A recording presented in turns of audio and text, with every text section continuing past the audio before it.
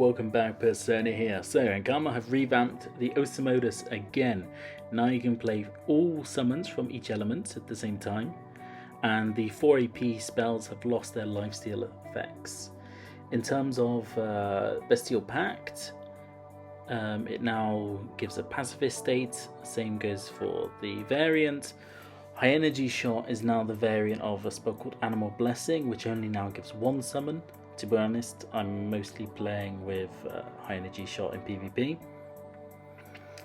And the set I found working really well still is this Strength Pushback set on the Osamodas. And you'll see here some fights where I'm really looking to make the most of it in 1v1. What's really important here is the Pandawa legend on my pet. So that means every turn I sacrifice 1 MP to give each of my summons 2 additional MP.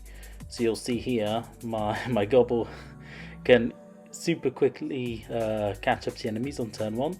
Same with the Crackler. And typically I'm playing the Crackler first, followed by the Gobble, just so that the Gobble gets the % res buff from the Crackler as well, which by the way now isn't automatically applied to the entire team. It's only applied to the monsters in area of effect. So turn 1, the Enotrof has gone invisible here. He's used 5 MP by counting the Sylvans, and I have an idea as to where he might be. So he's probably gonna, I think he's likely to be in this corner here. He is. Okay, so we're going to use Pranative just to boost the damages of our summons. Whip there, and because it's a strength pushback set, you'll see Whip doing more than 500 damage there for 2 AP, and we can cast that multiple times per turn. It's a really strong spell. The Gobbles also gain our pushback damage, so they end up doing quite a lot. And you'll see here, yeah, 332 on that hit, 174 on the next one. And we can get one of those Gobbles out each turn. So even if he kills them, like he does so here, we're able to quickly get them back up again. To be honest, at this point, with him being down to 1.4k, we're going to get him down pretty quick. Alright, 1.7k to go. Get our summons out. Fangs of Beowulf there, taking the bonus damage from having 2 summons next to him. Whip. 318 damage there for 2 AP. That is really strong.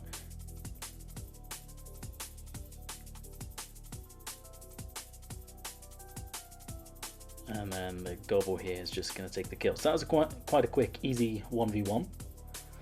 The next one, this is going to be a little bit problematic. It's Narypa. Likely to be... well, it could be anything on the better server, but normally in 1v1 there's strength, which probably means I should be using a Lava Smith, but we'll take the chance without it. Yeah, from the offset, it looks like a strength pushback and a Narypa, which on a small map could be quite dangerous. We're going to have to try and play it quite safely on our turns, trying to avoid any free AoE sort of situations for him.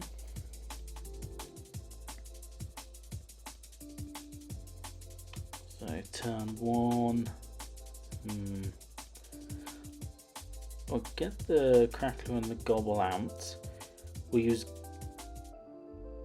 Golden Fleece here just to boost our shields, and we're going to get out our Glutinous Spirit. I've started using this one in 1v1s purely because I really like the sacrifice effect it has. So given I'm going to run in with my 2 summons here, I really want to avoid him from killing the Crackler turn 1, because then I don't really get too much value from it. Okay, so he's going all out onto us here. He's going to ignore the summons. I think that's good for us. Okay, he does good damage. Really good damage. But what we've got is... okay, we can Golden Fleece for shields. Bear Cry, so that's going to damage him and heal us. And we can do that twice per turn. Really strong spell. We can Spirit Relay with our Gobyob there and Whip to move the Narypa away. That's quite a clean turn actually. Gobble here can push the Narypa even further, so even though we were locked against the wall with him, we've managed to create quite a nice distance between the two of us. And I mean, this fight is really going to be trying to chip away at him, waiting for him to do a word of recovery, and then, well, try and finish him off before the healable state comes back on him.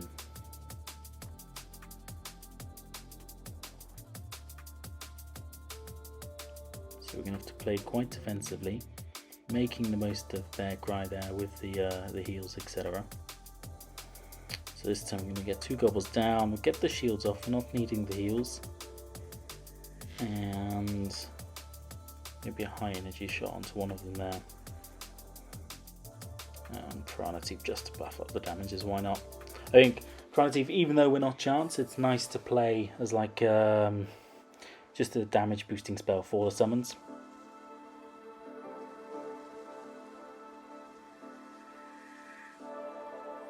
The Crackler here will get the percent res buff onto himself and the 2 gobbles.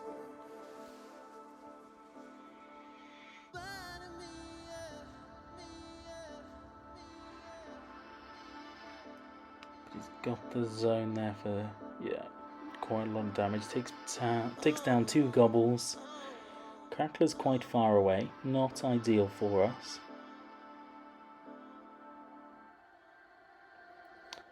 We could get another down. I think it's better to go for the gobble.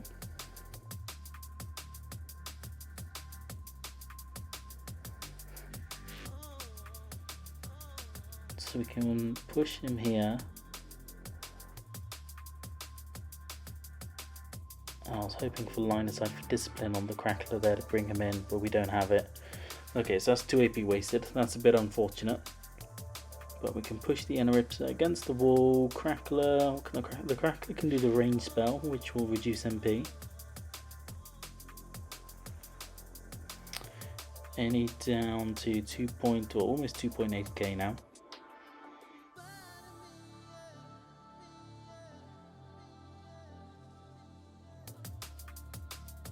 And this is the turn that's going to hurt when it comes to the positioning. Ouch. Takes down the Crackler, does multiple thousands of damage to us there. So that one hurt us there. We're going to have to go in with Bear Cry just to get our heals up. Shields from Golden Fleece 2. There's a cell there which is going to help us avoid any of those pushbacks. And we can push him further away with the gobble. Get our Crackler now in close combat. There's really solid damage to Crackler. You'll see here the gobbles do really nice pushback damage there with the set that I'm using. Because the pushback effect is obviously, well, pushback damage is transferred to them also.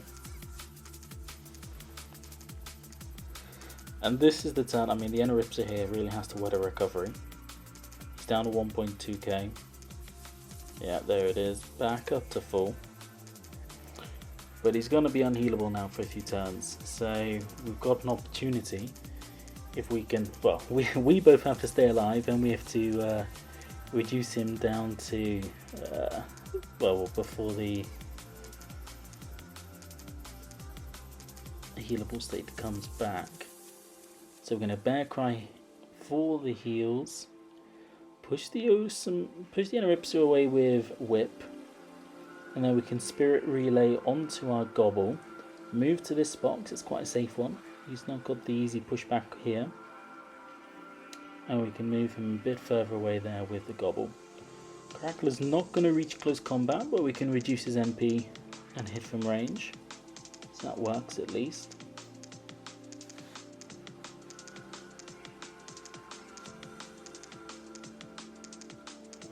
He's got 7 AP. He's pushed us against the wall, but yeah, he's not going to be doing too much from there. That's not too bad. That's not too bad for us.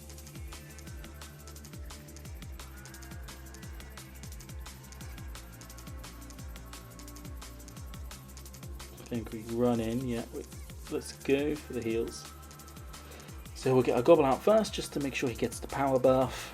We'll heal up and get our shield off as well, both onto ourselves and the Gobble.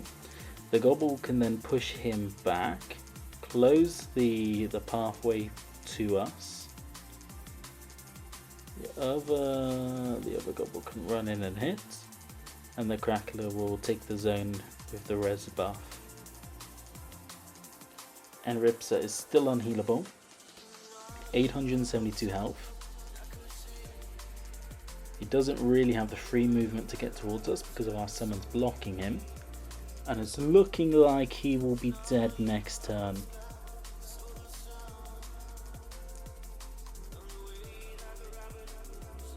Okay, so he's just chipping away with a bit of damage. That's not going to be enough. Let's get a Sylvan buff there, whip twice. And okay, he's left before we can get the kill. Alrighty, into the next 1v1 now. So we're against a Pandawa here. Slightly annoying he's won the initiative order here. That's not great for us. And he is rushing in quite quickly.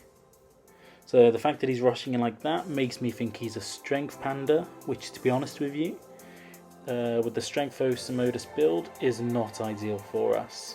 We don't really want him to be up in our faces because he'll be life stealing with Filthy Pint quite a lot. So we're going to whirlwind onto the Wasta just to get a little bit of distance.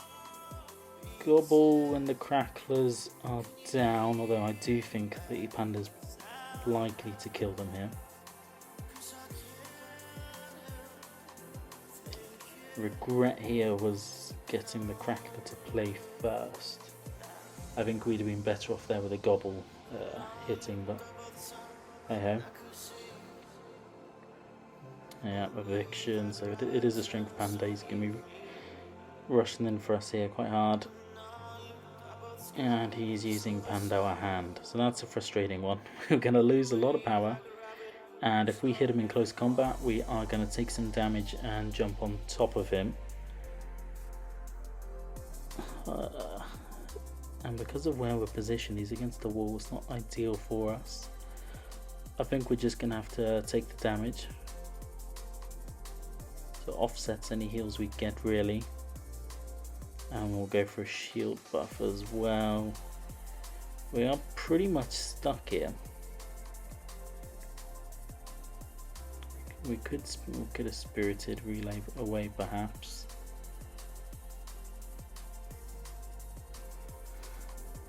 But if we stay on top of him with one summon, then push him with the other, then he won't be next to us at least.